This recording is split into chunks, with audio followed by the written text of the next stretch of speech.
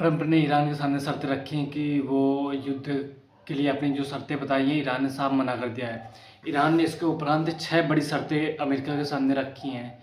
वो ऐसी शर्तें हैं कि अमेरिका उन्हें कभी भी पूरा नहीं कर पाएगा। अगर अमेरिका ईरान की वो वाली शर्तें मान लेता है, तो अमेरिका पूरी तरीके से पूरे दुनिया में ये समझ लो कि इतनी भारी बेइज्जती होगी अमेरिका की, वो किसी के साथ फिर ये नहीं कह सकता कि मेक अमेरिका ग्रेट अगेन नारा नहीं दे सकता। अमेरिका के ट्रंप ने अपनी विपक्षी पार्टी पर भी आरोप लगाया है कि वो नहीं चाहते कि अमेरिका युद्ध जीते।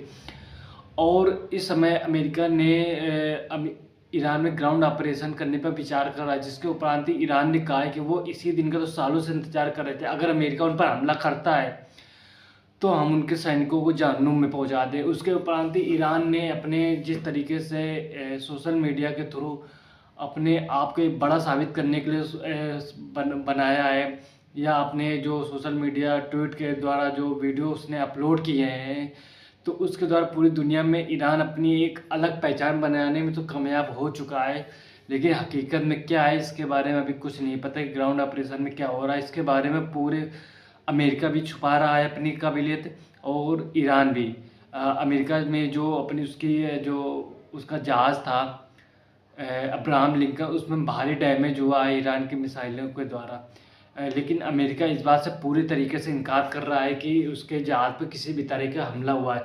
अगर ऐसा होता है ना, तो अमेरिका निश्चित तौर पर ये बड़े अपने देश में ये भारी दबाव का सामना करना पड़ेगा। ट्रंप जो इस बार उनके प्री इलेक्शन होने वाले हैं नवंबर में, और उसमें उनकी भारी हार हो सकती है। अगर इनकी हार होती है, रिपब्लिकन की हार होती है, तो डेमोक्रेटिक पार्टी निश्चित ही अमेरिका की सत्ता पर आएगी। अगर अमेरिका की सत्ता पर डेमोक्रेटिक पार्टी आती है, तो उसके लिए जो भी प्रतिबंध हैं ईरान के ऊपर, वो उनको हटाया जा सकता है, क्योंकि डेमोक्रेटिक पार्टी कभी भी दूसरे देशों के साथ युद्ध करने का विचार नहीं रखती। उन्होंने शुरू से ही इस युद्ध के खिलाफ सारे संसद में भी बिल पारित किया था, लेकिन वो बिल किसी वजह से पारित नहीं हो पाया था।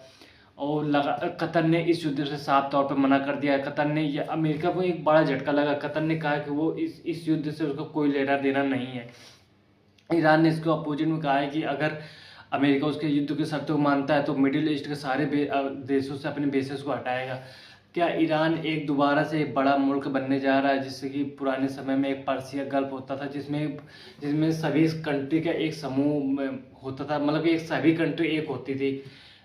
उसी तरीके से ईरान इस बारे में विचार कर रहा है। आप इस बारे में क्या विचार कर रहे हैं, कमेंट में जरूर मेंशन कीजिएगा। Thank you so much everyone.